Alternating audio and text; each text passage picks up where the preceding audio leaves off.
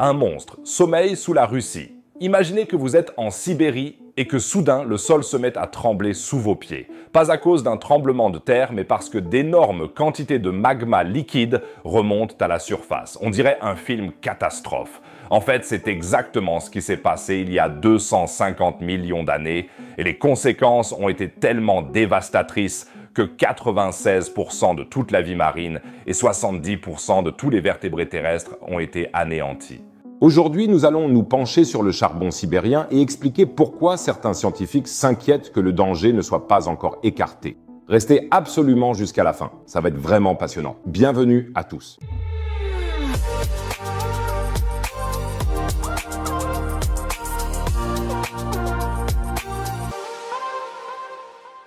Avant de commencer, j'annonce que c'est mon anniversaire aujourd'hui. Si je pouvais modestement me souhaiter quelque chose, ce serait d'abord une pizza hawaïenne. Si quelqu'un veut me faire un petit cadeau d'anniversaire, il peut volontiers appuyer sur le bouton d'abonnement. Merci beaucoup les amis. Bon, mais avant de partir pour ma pizza d'anniversaire, nous allons d'abord voyager en Sibérie, plus précisément vers le trapèze sibérien. Si vous vous demandez ce qu'est un trap, le terme vient du mot suédois trappa, qui veut dire escalier, et décrit les collines en forme de marche qui caractérisent ce paysage. On parle ici d'une superficie d'environ 7 millions de kilomètres carrés formée de roches volcaniques. Le volume, environ 4 millions de kilomètres cubes de basalte. Et le plus fou, c'est que ces quantités gigantesques de lave n'ont pas été libérées lors d'une seule explosion, mais sur une période d'environ 1 million d'années. 1 million d'années d'activité volcanique ininterrompue. Inimaginable. Cet événement apocalyptique a commencé il y a environ 252 millions d'années, à une époque précédant même les dinosaures. La Terre était dominée par les thérapsides, des reptiles ressemblant à des mammifères comme le dimétrodon. Ces éruptions dites de basalte en coulée fonctionnent de manière complètement différente des éruptions volcaniques que nous connaissons habituellement. Pas de bruit énorme, pas de nuages de cendres qui s'élèvent dans le ciel. Au lieu de ça, la lave basaltique liquide se fraye un chemin jusqu'à la surface puis coule comme une rivière lente et imparable à travers le paysage. La consistance de cette lave est comparable à celle de l'eau. Elle a une très faible teneur en silice, ce qui la rend très fluide. Elle est différente de la lave visqueuse et super explosive qu'on connaît des volcans comme le Vésuve ou le mont Saint-Helens. Pendant plus de 100 000 ans, de la lave en fusion s'est répandue à plusieurs reprises sur le paysage sibérien, comblant des vallées, modifiant le cours des rivières, et couche après couche, la roche refroidie s'est accumulée pour former une formation massive. Les animaux peuvent certes fuir la lave, mais où peuvent-ils aller lorsque des millions de kilomètres carrés disparaissent lentement sous la roche en fusion? Et la grande question se pose, cela peut-il se reproduire? Pour y répondre, nous devons d'abord examiner comment se produisent ces éruptions de basalte en coulée. Les scientifiques ne sont pas tout à fait d'accord sur ce point. Une théorie suppose que ce sont les panaches mantéliques qui en sont responsables. Il s'agit de remontées de roches extrêmement chaudes provenant du manteau terrestre qui se frayent un chemin jusqu'à la croûte terrestre et y déclenchent une activité volcanique. En effet, certains indices montrent que le même panache mantélique qui a créé le trap sibérien il y a 250 millions d'années s'est ensuite déplacé vers l'ouest et se trouve aujourd'hui sous l'Islande. Cela expliquerait pourquoi l'Islande est si active sur le plan volcanique. Une autre théorie, bien plus spectaculaire, fait de plus en plus parler d'elle dans la communauté scientifique. La théorie des antipodes. L'idée, c'est qu'un énorme impact d'astéroïdes aurait envoyé une onde de choc à travers le manteau terrestre, déclenchant une activité volcanique à l'exact opposé de la planète. Et en fait, il y a des preuves d'un énorme cratère d'impact en Antarctique, le cratère Wilkes Land, qui se trouve presque exactement à l'opposé du trap sibérien. Cet impact semble avoir eu lieu au même moment que le début de l'éruption des basaltes de plateau. Coïncidence? Peut-être, mais les preuves sont vraiment fascinantes. Ce que nous savons avec certitude, les conséquences des trappes de Sibérie sur la vie sur Terre ont été catastrophiques. Pendant plus d'1 million d'années, les éruptions ont rejeté d'énormes quantités de gaz dans l'atmosphère. Du dioxyde de carbone, du dioxyde de soufre, du méthane. Un cocktail mortel qui a complètement bouleversé le climat mondial.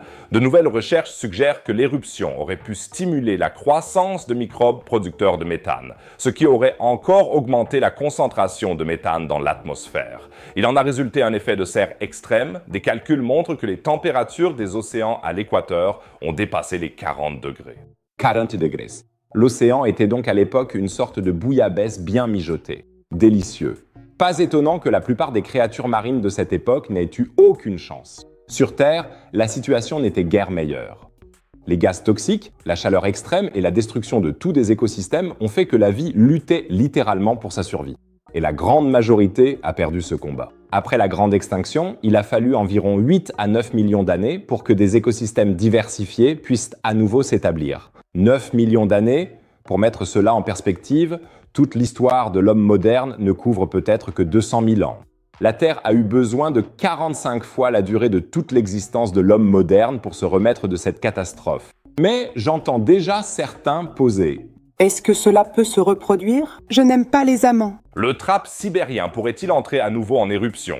La réponse courte est peu probable, mais pas totalement impossible. Si la théorie du manteau plume est correcte et que ce plume se trouve effectivement aujourd'hui sous l'Islande, alors la probabilité d'une nouvelle activité sur le site d'origine en Sibérie serait faible. Cependant, et c'est là que cela devient intéressant, des événements volcaniques de cette ampleur laissent des faiblesses durables dans la croûte terrestre.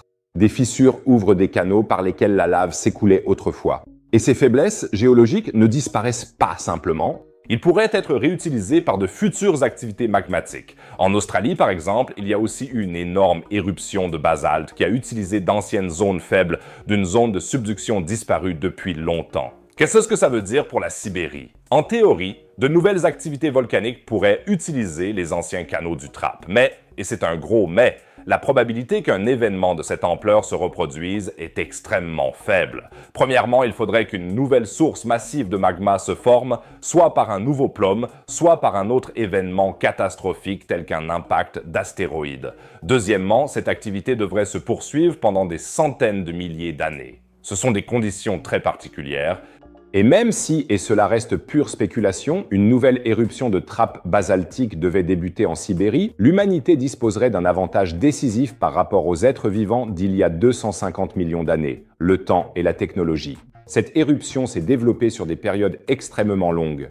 Nous pourrions surveiller l'activité, évacuer les zones concernées et peut-être même développer des technologies pour atténuer les effets atmosphériques. Bien sûr, savoir si cela fonctionnerait est une autre question, mais au moins nous aurions nettement plus de chances que les ancêtres des dinosaures.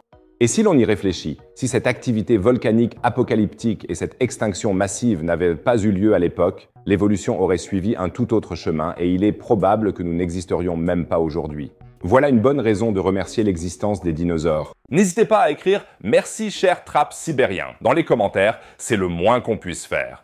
Et, fait intéressant, le trap sibérien a aujourd'hui un autre côté positif. D'énormes gisements de nickel, de cuivre et de palladium se sont formés dans les anciens canaux magmatiques. Le gisement de l'Oryztalnak est l'une des sources les plus importantes au monde de palladium, un métal indispensable à la technologie moderne.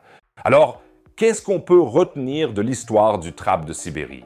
D'une part, que notre planète est capable de provoquer des événements géologiques apocalyptiques qui éclipsent tout ce qu'on a connu dans l'histoire de l'humanité. D'autre part, que la vie sur Terre est extrêmement résistante. Même après l'extinction de masse la plus dévastatrice, la vie a trouvé le moyen de se rétablir et de prendre de nouvelles formes variées.